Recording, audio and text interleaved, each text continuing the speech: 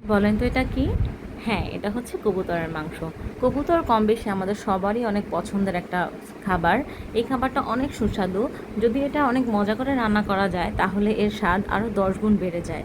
তেমনই একটা রেসিপি আজকে আমি আপনাদের সাথে শেয়ার করব। আসসালামু আলাইকুম, ওয়েলকাম টু মামিস কিচেন। প্রথমেই আমি একটা কড়াইতে পেঁয়াজ নিয়েছি, সাথে নিয়েছি গরম মসলা এবং এগুলোকে আমি ভালো করে ভেজে নিব।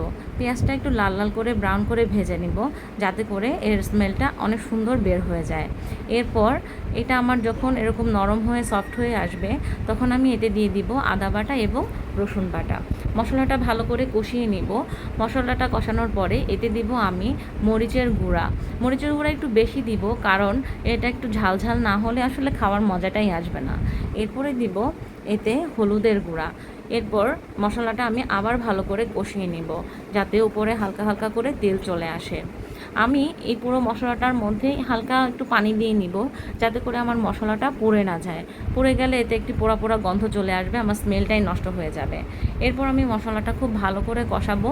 যত করে মশলা কষানো হবে, খাবারের স্বাদ তত বেশি মজা হয়ে যাবে।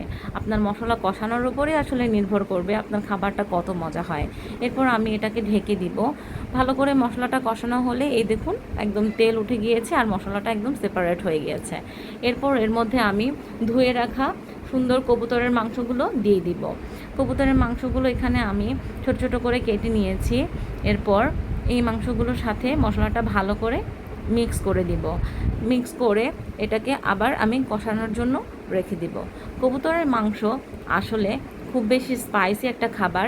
এটাতে যত মশলা দিয়ে রান্না করা যায়, এটার স্বাদ ততই বেশি বৃদ্ধি পায়। এখন আমি একটা ঢাকনা দিয়ে এটাকে সুন্দর করে ঢেকে দিব। এই পর্যায়ে এখন আমি ঢাকনাটা সরিয়ে আমার কবুতরের মাংসগুলো আবার নেড়ে দিব। নেড়ে দেওয়ার কারণ হচ্ছে এতে যাতে পোড়া না লাগে। এখনও মাংসগুলো কষানোই হয়নি, তাই আমি ভালো করে নেড়ে এটাকে আবার কিছুক্ষণের জন্য ঢাকনা দিয়ে ঢেকে দিব। কবুতরের মাংস সে ভালোভাবে কষানো না হলে এটার টেস্ট আসলে ভালো হয় না। কিছুক্ষণ পর ঢাকনাটা সরিয়ে দেখব আমার কবুতরের মাংসগুলো পারফেক্টলি কষানো হয়ে গিয়েছে। এটার তেলগুলো একদম ভেসে উঠেছে, এর মানে এটার কষানো হচ্ছে ডান। এরপর আমি এতে দিয়ে দিব গরম পানি। এই গরম পানির মাধ্যমে কবুতরের মাংসটা পারফেক্টলি সিদ্ধ হয়ে যাবে। আর গরম পানি ব্যবহার করেছি কারণ এতে খাবারের স্বাদ কোনোভাবেই চেঞ্জ হয় না। তাই ঠান্ডা পানি ব্যবহার করার ফলে খাবারের স্বাদটা নষ্ট হয়ে যায়। এরপর আমি এটাকে আবার কিছুক্ষণ সিদ্ধ হওয়ার জন্য ঢেকে দিব। কবুতরের মাংসগুলো আমার পারফেক্টলি সিদ্ধ হয়ে গিয়েছে। এতে আমি দিয়ে দিয়েছি ভাজা জিরার গুঁড়া, যেটার ঘ্রাণ আমার খাবারটাকে অনেক অনেক অনেক গুণ মজা করে দিবে। আমার কবুতরের মাংস পারফেক্টলি ডান।